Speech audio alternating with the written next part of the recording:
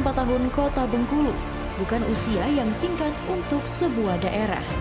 Di usia yang sudah mencapai 3 abad lebih, Kota Bengkulu terus berbenah dari berbagai sektor. Pemerintah pun terus merancang berbagai program guna menjadikan Kota Bengkulu sejajar dengan kota-kota lainnya di Indonesia. Di bawah kepemimpinan Helmi Dedi selaku Wali Kota dan Wakil Wali Kota Bengkulu, berbagai program pun ditelurkan yang bermuara pada kebutuhan masyarakat. Prestasi demi prestasi bahkan ditorehkan di tingkat nasional.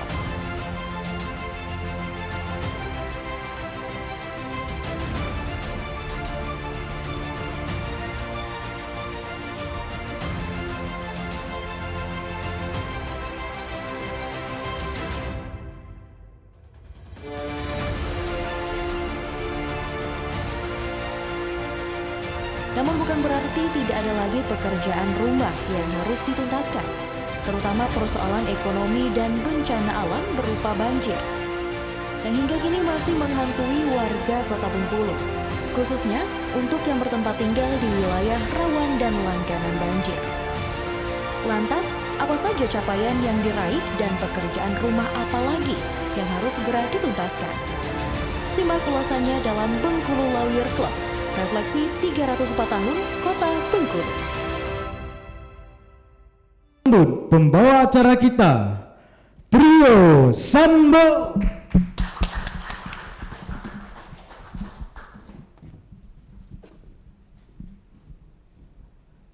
Assalamualaikum warahmatullahi wabarakatuh. Saya Santo. Saya Beni. Saya Bowo. Kami Trio Sambo Bengkulu Lawyer Club lebih tahu Bengkulu. kita orang lagi. BLC lebih tahu Bengkulu. Ya. Sana TV dimana Anda berada, para tamu undangan, narasumber yang saat ini berada di Barum Santika Hotel Bengkulu. Kembali kami Trio Sambo dalam Bengkulu Lawyer Club. Dan tema yang kita angkat kali ini yaitu refleksi 304 tahun Kota Bengkulu. Sana BTV, sebagaimana kita ketahui bahwa Kota Bengkulu tanggal 18 Maret kemarin merayakan ulang tahunnya yang ke-304 tahun. Beni, Bowo, 304 tahun ini kalau diabadkan itu berarti 3 abad kan? Kalau dihitung generasi, kalau 1 abad kira-kira 5 generasi, berarti udah 15 generasi. Dan kita, kalau dulu orang bilang itu kalau kaya itu 7 turunan, berarti kita kali ini keturunan yang nggak tahu nih kayanya seperti apa. Baik, Sana BTV untuk membedah tema refleksi 304 tahun Kota Bengkulu sudah hadir narasumber dan undangan. Siapa aja ini? Mungkin bisa disapa. Selamat datang Kakanda Wakil Wali Kota Bengkulu, Dedi Wahyudi. Hadir di sini juga. Selamat datang Yang Mulia Hakim dari Pengadilan Negeri Bengkulu, Bapak Muhammad Fauzi. Dari Kodim 0407 Bengkulu, Mayor Infanteri Simatupang. Selamat hadir Bapak. Kasat Reskrim Polresta Bengkulu, Kakanda Kompol David Tampubulan, dan juga Kasih Intel Kejari Bengkulu, Bang Ferry Junaidi. Selamat datang, Abang. Selanjutnya, Selamat datang juga kepada Ketua Basnas Kota Bengkulu, Direktur RSHD Kota Bengkulu, para pimpinan OPD, dan masyarakat Kota Bengkulu yang mewakili. Baik, Sana BTV dan semua tamu undangan, narasumber yang sudah hadir. Tadi di video tayangan sudah sama-sama kita saksikan seperti apa pencapaian-pencapaian yang telah diraih oleh pemerintah Kota Bengkulu di bawah kepemimpinan Helmi Dedi periode 2018 hingga 2023 ini. Di ujung kepemimpinan Helmi Dedi, tadi informasi yang kami dapat dan kita rangkum, ini ada 33 pencapaian, antara lain BPJS atau berobat gratis, program melahirkan atau HD bersalin gratis, berdirinya rumah singgah atau berendo HD di Jakarta untuk warga kota gratis, ambulan 24 jam gratis, khitan atau sunat gratis, KTP 17 tahun dan kado spesial antar alamat gratis, 6 in 1 atau pembuatan KTP KK pengantin antar alamat gratis. Ini super gratis semua nih pemerintah Kota Bengkulu. Mobil dinas wali kota dan wakil wali kota BD1A, BD2A untuk program pengantin gratis. Ada lagi program HD Samawah, yaitu nikah gratis, 3 in 1 hadir setiap kedukaan dan pembuatan akta kematian antar alamat gratis. Gerakan peduli yatim, 1.500 anak diangkat menjadi anak angkat oleh pejabat di lingkungan Pemda Kota Bengkulu. Luar biasa. Pemberian jatah hidup dan santunan untuk janda miskin, program sedekah 2.000, sedekah nasi bungkus, sedekah darah. Pembangunan infrastruktur 1.000 jalan mulus, pembangunan fasilitas jalan, lampu jalan, pembangunan taman kota dan berendo Kota Bengkulu, pembangunan pabrik air mineral dalam kemasan HD Water, pembangunan mall pelayanan publik yang kemarin juga diresmikan oleh Bapak Menteri, kemudian pembangunan drainase dan penanggulangan banjir, pengerukan sungai yang mungkin nanti juga akan kita bedah karena ini masih meninggalkan masalah, kemudian berdirinya RSHD Rumah Sakit Harapan dan Doa dan Rumah Sakit Tinogalo, ini juga masih kontroversi, tapi kita kasih applause sekali lagi. Ini sebuah keberanian, berani tampil beda. Kemudian menurunnya kemiskinan dari 20% menjadi 15%, nanti kita akan pertanyakan ini. Kemudian penurunan drastis angka stunting dari 22% menjadi 12%. Indeks pembangunan manusia kategori yang sangat tinggi 80,90. Predikat pelayanan publik terbaik oleh Ombudsman 5 tahun zona hijau dan tertinggi seprovinsi. Rumah ibadah buka 24 jam, berdirinya Bank Fadilah milik Kota Bengkulu, WTP 4 tahun berturut-turut, program Merdeka Ijazah. Kemudian program Merdeka Ijazah, pembangunan kawasan Kota Merah Putih, pembangunan sarana olahraga di 67 kelurahan, sambungan PDAM gratis untuk masyarakat berpenghasilan rendah, pembagian 30.000 tabung gas LPG gratis, pembagian beras dan mie terenak di dunia. Sekali lagi kita kasih applause. Baik, di episode atau di segmen pertama ini kami mohon mungkin kepada Bapak Wakil Wali Kota 33 pencapaian 2018-2023 Bang Dedi. Ini di mata Bang Dedi ini apakah memang sudah sesuai ekspektasi pencapaian dari awal dilantik hingga saat ini, kemudian apakah semuanya ini teranggarkan di anggaran APBD Pemda Kota Bengkulu di 5 tahun pembangunan ini? Kemudian dari 33 program ini yang paling menjadi prioritas dan akan terus dilanjutkan oleh pemerintah Kota Bengkulu ini apa? Silakan Bang Dedi Wahyudi. Baik, trio Sambo. Wah, ini inspirasi dari Pak Sambo kayaknya ini ya. Santo, Beni dan Bo, terima kasih. Ini host yang paling cetar di dunia. Yang kami hormati Forkopimda hadir, Pak Ketua Pengadilan, kemudian Pak Dandi mewakili, Pak Kapolres sebagai Pak Kasat, kemudian Bu Kajari mewakili Pak Kasintel, seluruh kepala PD, Direktur RSHD, Ketua Basnas, Bapak Ibu semua yang hadir pada kesempatan ini. Tadi Bang Santo sampai ngos-ngosan baca 33 itu. Ya, Dan sebenarnya ini yang baru terangkum. Ada banyak juga beberapa program yang lain yang belum kita masukkan. Lalu pertanyaan tadi, apakah ini sesuai dengan ekspektasi? Bahwa Helmi Dedi 2018 dilantik, kita punya visi misi ingin mewujudkan Bengkulu ini kota yang religius dan bahagia. Maka ketika 304 tahun yang kemarin kita punya tema tagline religius kotanya, bahagia warganya, insya Allah. Maka inilah yang ingin kita capai. Lalu bagaimana mewujudkan buku yang religius? Ada banyak program-program di mana salah satunya kita betul-betul menjamin seluruh umat beragama di Kota Bengkulu ini menjalankan ibadah sesuai dengan keyakinannya. Dan alhamdulillah seluruh rumah ibadah ini penuh, mulai dari masjid, gereja, vihara, dan rumah ibadah lainnya. Lalu kemudian bagaimana mewujudkan Bengkulu yang bahagia? Bahagia itu tentu adalah suatu pencapaian terasa tertinggi ketika dia terpuaskan. Tidak ada lagi di atas itu, nggak ada lagi. Bahagia itu sudah puncak. Lalu pertanyaan, bagaimana ingin bahagia tadi? Pemerintah harus hadir dalam setiap apapun di tengah masyarakat.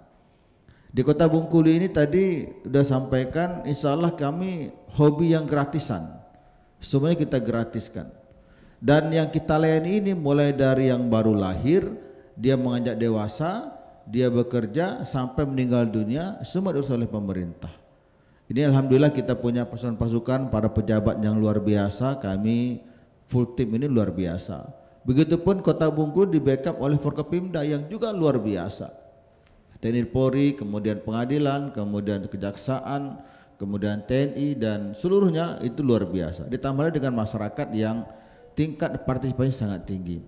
Tetapi bicara soal perspektif ini, kita lebih sepakat mengukurnya dari mana. Salah satunya adalah indikatornya dengan data statistik, angka-angka statistik.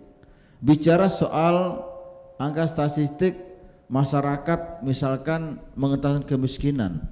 Di Kota Bengkulu tahun 2020 itu kita 2018 di angka 22% angka kemiskinan. Lalu kita mencari solusi bagaimana kita menekan angka kemiskinan ini. Alhamdulillah kita punya Basnas. Di sini ada Pak Ketua Basnas Habib Alkap. Beliau begitu banyak program-program menyasar pada mengentaskan kemiskinan. Bagaimana di Kota Bengkulu ini para janda-janda tidak mampu itu kita berikan jatah hidup. Tidak banyak daerah lain seperti ini, tapi kita berani per bulannya kita berikan jadub Rp500.000 rutin setiap bulan dan diantar langsung ke rumah janda-janda yang miskin tadi. Lalu termasuk juga anak-anak yatim. Bagaimana anak yatim ini dia betul-betul merasa ada yang memperhatikan. Maka di kota ini seluruh pejabat Kota Bengkulu jadi orang tua asuh. Kita tidak menggunakan dana APBD. Ada beberapa tempat pakai APBD, tapi di Kota Bengkulu wali kota, wakil wali kota mencari inovasi. Selain sumber utama APBD, apa yang kita lakukan? Tentu dengan gotong royong, semangat berjamaah, ini yang kami lakukan. Maka di Kota Bengkulu ini insya Allah anak-anak yatim yang tidak mampu semua sudah tercover. Karena para pejabat mengangkat anak asuh tadi tanpa harus dibawa ke rumah, tetapi setiap bulan kita lihat perkembangannya, sekolahnya, dan apa kebutuhan kita akan bantu. Ini hal sepele tetapi alhamdulillah kami betul melihat wajah anak-anak yatim di Kota Bengkulu yang tadinya mungkin wajah mereka muram, tetapi hari ini mereka tersenyum bahagia. Karena apa? Karena ada pejabat yang memperhatikan. Ada banyak program yang lain, saya sudah untuk menguraikan satu persatu, tapi bicara soal angka statistik tadi, misalkan angka penurunan kemiskinan itu dari 22% turun dari 15%. Angka stunting yang sekarang sedang lagi trending di setiap kesempatan, Pak Presiden selalu menekankan tolong turunkan angka stunting. Di Kota Bengkulu penurunan stuntingnya luar biasa, 10%. Dari 22% turun menjadi 10%. Orang menurunkan 1% saja itu Bang Trio Sanbo, itu enggak gampang. Maaf saya tidak menyebutkan, beberapa kabupaten itu justru meningkat angka stuntingnya. Kota Bengkulu justru menurun sampai 10%. Lalu ada namanya IPM, Indeks Pembangunan Manusia. Ini juga indikator mengukur sejauh mana capaian pembangunan pemerintah. Karena apa? IPM ini mengukur tiga variabel, 3 komponen. Bagaimana tingkat kesejahteraan masyarakatnya, bagaimana pendidikannya, bagaimana kesehatannya. Nah, IPM itu dikelompokkan ada rendah, sedang, dan sangat tinggi. Kota Bengkulu kita di angka 80% itu kategori sangat tinggi. Tidak banyak daerah yang seperti itu. Maka ini juga yang kami katakan di awal tadi, kita bisa mengatakan kota ini bergerak maju dan warganya bahagia, indikator-indikatornya harus jelas. Nah, bicara soal nilai-nilai akademik dan nilai ilmiah, maka itu statistik. Tetapi kita juga bisa langsung menyasar ke masyarakat. Hari ini misalkan Kota Bengkulu, kami wali kota, wakil wali kota sengaja mengumumkan nomor HP secara terbuka. Untuk apa? Agar masyarakat bisa langsung berkomunikasi dengan pemimpinnya. Maaf, sebagian pejabat itu merahasiakan nomor HP-nya. Bahkan ada nomor HP pribadi, nomor HP publik. Tapi kami tidak. Kami umumkan nomor HP kami agar apa? Agar bisa berkomunikasi dengan pemimpinnya. Maka setiap hari wali kota, wakil wali kota selalu menerima keluhan masyarakat. Dan hari itu juga hitungan di bawah 24 jam harus selesai. Dan kami bersyukur sekali lagi punya para pejabat yang sangat cepat, gercep, gerak cepat. Itu ketika ada WA yang masuk tinggal kami teruskan ke masing-masing OPD. Soal jalankah misalkan, soal siringkah, soal kesehatan, kami tinggal teruskan. Begitupun kita punya rumah sakit, tadi sudah sampaikan di awal, Rumah Sakit Harapan dan Doa. Pak Wali sering menyampaikan bahwa ketika beliau menjabat pada periode pertama belum ada rumah sakit di Kota Bengkulu. Tetapi karena keberanian dan kita tekad yang kuat, maka sekarang berdiri rumah sakit Harapan Doa terbaik di dunia. Boleh dong tepuk tangan gitu loh. Di rumah sakit ini Bang Santo, ini kita punya layanan yang tidak ada di tempat lain. Karena kalau kita ingin bersaing dengan fasilitas alat kesehatan, kita pasti kalah dengan rumah sakit yang lebih maju ataupun modalnya kuat. Lalu kita lakukan diferensiasi, kita utamakan di bidang pelayanan. Di sini di Rumah Sakit Harapan Doa di bawah Ibu Lista, beliau betul-betul menggenjot para perawat, tenaga medis, berikan pelayanan terbaik. Maka di Kota Bengkulu ini punya Rumah Sakit Harapan dan Doa. Setiap pasien ingin pulang kita tawari dulu, ibu mau kerimbat, mau medikur, pedikur, enggak ada di lain yang seperti itu, hanya ada di Kota Bengkulu. Ada sebagian agak meragukan, apa iya tuh? Silakan cek di Rumah Sakit Harapan, ada tidak salonnya. Saya sekitar beberapa bulan yang lalu mau menerima asesor dari Kementerian Kesehatan, gabungan dari personel rumah sakit seluruh Indonesia. Itu mereka kaget dengan kemajuan yang di bawah 10 tahun, tapi percepatan kemajuannya itu setara dengan rumah sakit yang puluhan tahun. Maka bagaimana bisa terjadi? Ini karena kerjasama teamwork yang sangat kuat dan tentu pemimpin Pak Wali khususnya beliau periode pertama periode kedua betul-betul memantau perkembangan rumah sakit ini. Saya sebagai wakil mensupport kebijakan-kebijakan yang memang ini termasuk dalam kalau ada pusat itu proyek strategi nasional, maka kami juga ada PSD, proyek strategi daerah. Apa itu? Dalam hal rumah sakit. Tidak puas dengan satu rumah sakit, maka kita punya pemikiran bagaimana kita memberikan pelayanan terbaik untuk perempuan, memuliakan perempuan. Boleh dicek di Google, ada tidak rumah sakit khusus perempuan di dunia? Tidak ada. Di Arab sekalipun yang itu dianjurkan kita harus dengan muhrimnya, tapi di Arab sini nggak ada rumah sakit khusus perempuan. Maka di Kota Bengkulu kita paksa tanda kutip berdiri rumah sakit Tinogalo, RSTG. Orang kalau bicara dengan seperti agak ketawa-ketawa begitu, tapi faktanya memang demikian. Mulai dari direkturnya, kemudian mulai termasuk juga perawatnya sampai cleaning service semua perempuan. Sehingga para perempuan menyaman kalau ingin berobat. Apakah mereka ingin melahirkan, apakah mereka pemeriksaan kesehatan, karena ada banyak kesehatan di bidang reproduksi, misalkan untuk memeriksa pap smear namanya, itu harus lebih teliti dan maaf harus yang memang spesialis di bidang itu. Lah kalau misalkan yang meriksa itu laki-laki, saya yakin nggak nyaman para perempuan, apalagi kalau pasang spiral. Kita tahu seperti apa cara pasang spiral. Kita yang suaminya juga agak sungkan juga, wah istri saya yang masang dokter laki-laki. Tapi kalau perempuannya nyaman, yang suami juga nyaman. Jadi itu beberapa deretan karena begitu panjang, nanti kalau saya borong semua nanti nggak sempat yang lain juga berbicara. Tapi cita-cita kami bagaimana Bengkulu ini warganya bahagia, kotanya religius. Terakhir Bang Sanbo, ada statement dari masyarakat yang juga anggota Dewan Kota Bengkulu. Beliau namanya Pak Imran Hanafi. Beberapa kesempatan beliau risau dan menyampaikan dengan banyak orang. Apa beliau sampaikan? Pak, bisa tidak program-program yang sudah ada ini, karena beliau tahu di Kota Bengkulu ini ketika ada meninggal dunia langsung kita antar ke akta kematian, 17 tahun KTP langsung kita buatkan antar ke rumah juga, kemudian yang melahirkan juga demikian.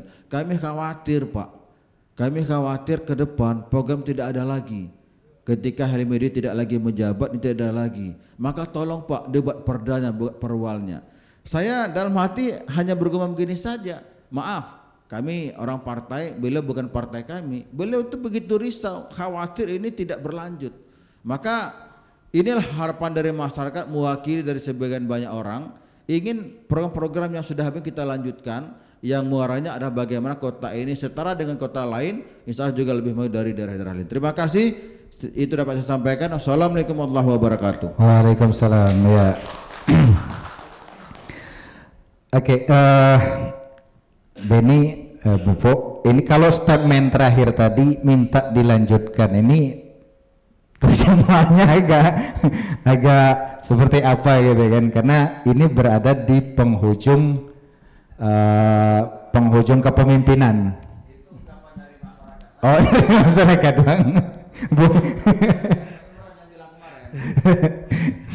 Waktu kita sholat tarawih keliling, beliau di mimbar bicara seperti itu, bukan saya yang bilang gitu loh. Baik. Tenang aja Bang, biar masyarakat yang menilai. Iya.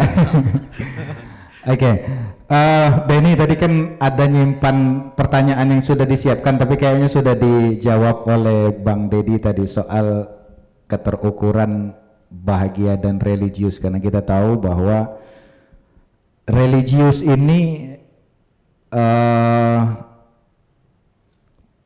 masyarakat berpikirnya seperti apa gitu kan, tapi kenyataannya seperti apa sekarang, di mana kafe, karaoke, miras ini kan masih, tapi ini nanti yang akan kita pertanyakan di segmen selanjutnya. Tapi ada beberapa hal yang menjadi catatan dari apa yang disampaikan oleh Wakil Wali Kota tadi, bahwa dari yang saya tanyakan adalah tidak semua ini ternyata diakomodir oleh APBD, tapi sebuah inovasi berkolaborasi tim, dana di sini ada Basnas, sehingga itu tadi ada program santunan kepada para yatim piatu dan para janda ini dari Basnas, dari kumpulan sedekah, bukan begitu Habib? Ya. Dan tadi juga ditekankan oleh Wakil Wali Kota memberdayakan para pejabat yang ada di lingkungan kota untuk mengangkat anak, ada 1.500 anak ini menjadi anak asuh, dan tentu itu bukan dari dana APBD. Baik, Sana BTV, kita akan masuk nanti di segmen kedua. Untuk itu jangan kemana-mana, tetap di BLC Lebih Tahu Bengkulu. Iya.